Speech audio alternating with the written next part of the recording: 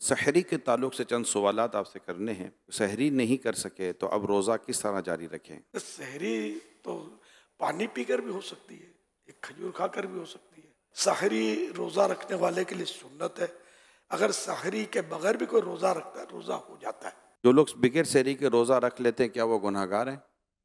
गुनाहगार नहीं है। जो टीवी पर अजान होती है, इससे सहरी इफ्तारी की जा सकती है? एतमाद नहीं करना चाहिए कि अब जैसे कराची में भी इलाके बदलते हैं तो कुछ टाइम बदलता है, लेकिन हमारे यहाँ तो पूरे कराची को जो कवर कर लेना उस टाइम पर ये इफ्तार सहरी के ऐलानात की तरकीब होती है। लेकिन हर चैनल ये करता हो ये ज़रूरी नहीं है, ये एहतियात है।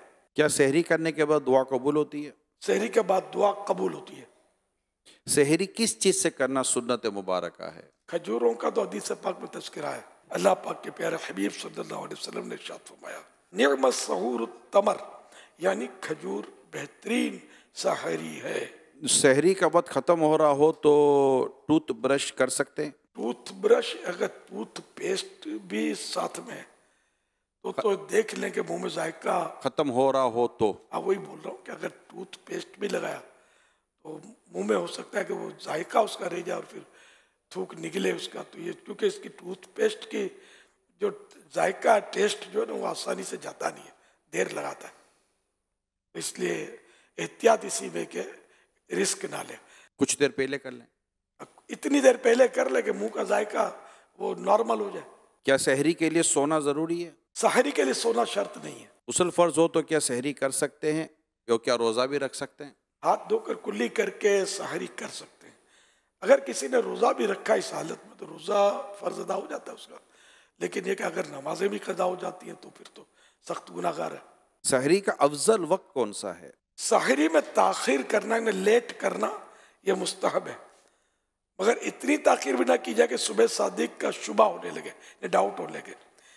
यहाँ जहन में ये सवाल पैदा होता है कि ताख़ीर से मुराद कौन सा वक्त है। मुफ्ती अहमद यार खान साहब फरमाते हैं इससे मुराद रात का छठा हिस्सा है, तो छठा हिस्सा जो है वो अफजल है। सहरी करने की क्या क्या नियतें की जा सकती हैं सहरी में? बेहतरीन नियत ये है कि मैं सरकार सल्लल्लाहु अलैहि वसल्लम की सुन्नत पर अमल कर रहा हूँ, रोज़े पर इससे क़ुव्वत हासिल करूँगा। वाकई रोज़े पर क़ुव्वत हासिल होती है। अब रात भर खाए पिए नहीं फिर रोज़ा रखेगा तो जो हालत होगी।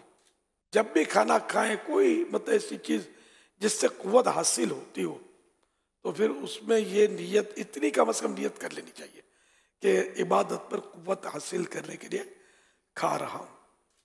इसलिए कि बिस्मिल्लाह पढ़ के खाऊँगा, सहरी के बाद दुआ करूँगा कि सहरी के बाद दुआ कबूल होती है। तो इस तरह मज़ीद नियतें इजाफा कर सकते हैं। रोज़े की नियत क्या ज़बान से करना ज़रूरी है? नहीं, दिल में नियत होना काफ़ी है। अब दिल में नियत है और ज़बान से कह लेना अच्छा है। क्या महले की आखिरी अजान तक सहरी जब अजान से सहरी का ताल्लुक ही नहीं है तो आखिरी हो या पहली हो, अगर सुबह सादिक से पहले अजान हुई तो अजान दोहरानी पड़ेगी, और अगर सुबह सादिक से बाद हुई तो अजान सही हुई। अगर इस पर किसी ने खाया पिया तो उसका रोज़ा सही नहीं हुआ।